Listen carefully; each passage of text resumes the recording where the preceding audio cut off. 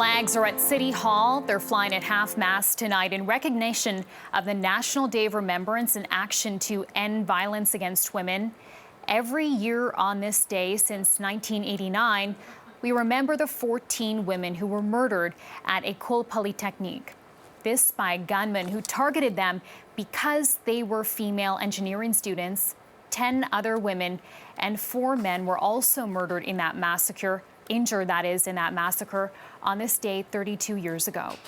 So how far have we come in ending gender-based violence? Since their deaths, femicide has become a term we study and discuss, but are we doing enough to erase it? In the 30 years following the Montreal massacre, 780 femicides occurred in Ontario alone. Data on gender-based violence during this pandemic is still being collected. So far, the Ontario Association of Interval and Transition Houses reports at least 58 femicides between November 2020 to November 2021. Where can we best put our resources to end this? Let's ask our next guests. Marlene Ham is the Executive Director of the OAITH. Paulette Senior is the CEO and President of the Canadian Women's Foundation. And Cora Maguire-Surrett with the Ontario Native Women's Association. We appreciate all of you making time to talk about this tonight. Marlene, I presented some statistics from your organization. In tracking the femicides, have you seen a trend? Is there a rise? Are we making any difference? Yeah, there's certainly been a rise from last year to this year. We know that there's been a 53% increase in femicides. So we're looking at intimate partner femicides.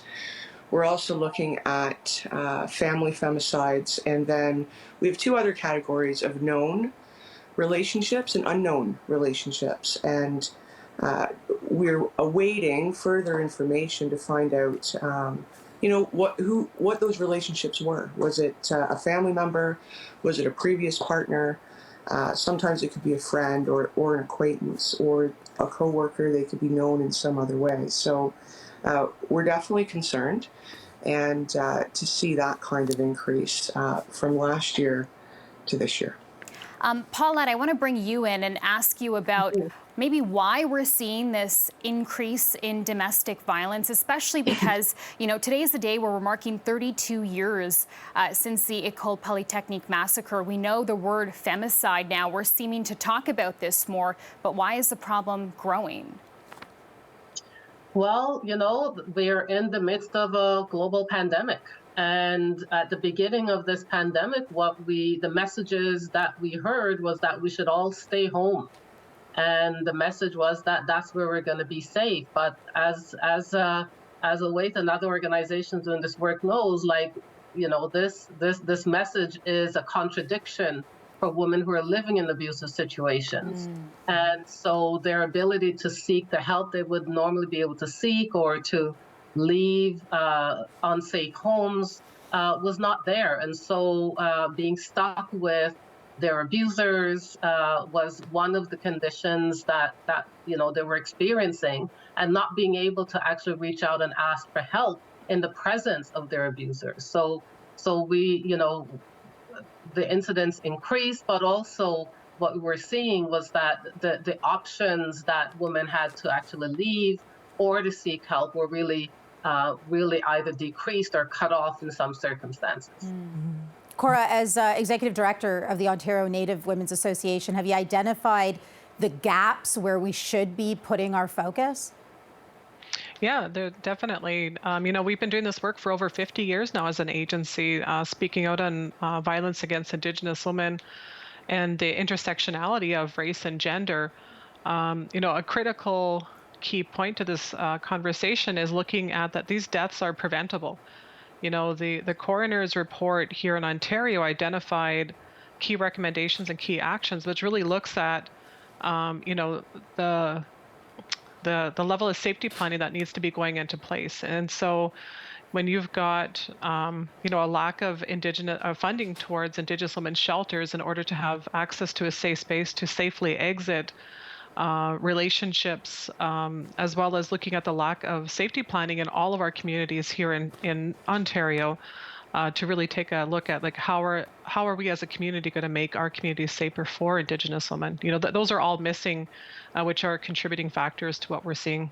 And when we talk about safety, housing and a safe house makes such a big difference. Marlene, can you talk to us about that and what you'd like to see more of in terms of support? Yeah, I mean, of course, affordable housing, access to affordable housing are critical pieces to this transition. However, um, I think it's important to know that housing doesn't always necessarily equal safety. And that's because of the many systems that fail women as they go through this process: family court systems, criminal justice systems, child welfare systems. These systems are very complex. There's many systemic issues. So housing is a critical piece. Um, you know, as is economic equality, as is access to childcare, and that broader social safety net. But we also know, as women are leaving these situations, and those systems become involved, the critical piece is around risk assessments and is around safety plans. And we have to center survivor safety in those processes, because when we don't do that, they end up on our femicide list. And so we can't just kind of look at housing singularly as one piece of the work. We do have to look at the broader system. And we know these systems aren't working because Indigenous women, Black women, and racialized women have all been overrepresented on our femicide list this year and in previous years. So what that tells me is that these systems are not working, and particularly not working for Indigenous women, Black women, and those who are racialized. Paulette, newsrooms try to shed some light on this day every year. When can we take an opportunity to discuss gender-based violence throughout the year? Where do you see these opportunities?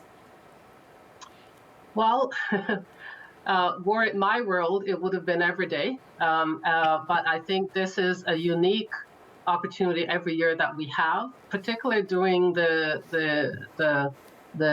16 days of activism that begins on November 25th, but culminating on December 9th. But December 6th in Canada is that annual day to not just remember, but actually take action and measure the steps that we've been able to make. And we're not really seeing that. And so those of us who've been in this work for so long, we're trying to figure out different ways and unique ways that we can implement in order to educate the public, to raise awareness, to push our politicians to make better, wiser, long-term investments in the work, so that we could actually see the woman on this list decrease significantly. It's been 32 years since the Montreal massacre. We've had to create lists every year to actually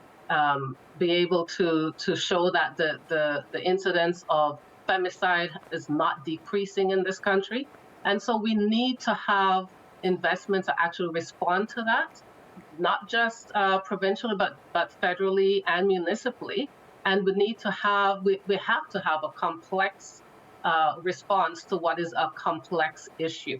And so just having housing or just having childcare is not enough. We need to think about a holistic approach that will include all of these measures and also different tools. So one of the things that we did earlier this year and last year, in fact, is that we launched a Signal for Help. But also a part of that was to also launch the Signal Responder to support folks of how they can actually access information. So beyond providing the signal, but what are the things that people can do in order to support a woman in their community that needs help? So it's a really important opportunity, I think, to understand the sober statistics that we're seeing, but also to take the kinds of actions that we need to take at all levels, and that we're all part of the response that needs to happen to keep women safe in our communities. Paulette, such an important point to bring up, those red flags to look for. Cora, I want to end with asking you about how we can really support someone, a friend or a family member who may be experiencing gender-based violence. You know, everyone has a role to play in addressing this crisis and ending this crisis. You know, that's really what all of the actions and recommendations have boiled down to. And you know, you have to be that person who speaks out against the violence. You know, if we're going to really want to break this cycle, then we need to break the silence on this issue. We need to look at connecting the woman or connecting your family or your loved one to services, and making sure that those services get her to safety. Yeah.